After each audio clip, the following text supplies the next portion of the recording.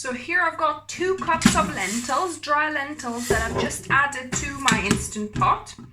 And this is an optional ingredient, but I recommend you have a pinch. So this is asafoetida. So this is a compound that helps to kind of with the gas and bloating. If you're not used to eating your kind of beans and legumes and lentils included, then that will help with that. Or alternatively, if you don't have asafoetida, you could also use some onion powder as well. So maybe half a teaspoon of onion powder, because that acts similarly.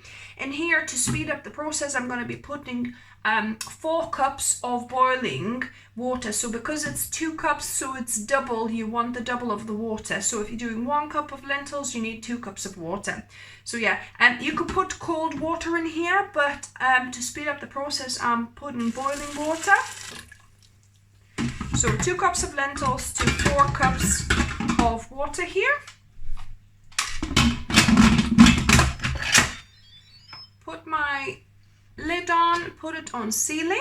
So I want this on high pressure, and we don't want to keep warm, and we're going to do it for 10 minutes. Okay, so that is it, and then we're going to let it naturally depressurize. So the lentils have finished cooking and they naturally release, depressurized as well. So let's have a look. Voila.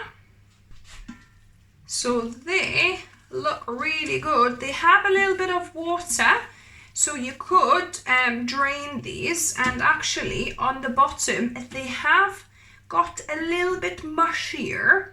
So perhaps you want to do maybe 8 minutes instead of 10 minutes. If you wanted your lentils kind of more like that, intact and less mushy at the bottom there.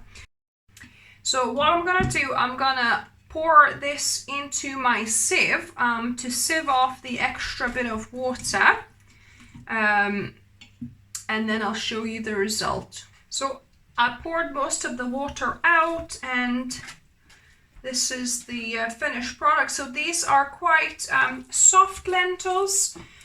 If you wanted them a little bit more sturdy, then like I said, do 8 minutes instead of 10. So voila! Enjoy!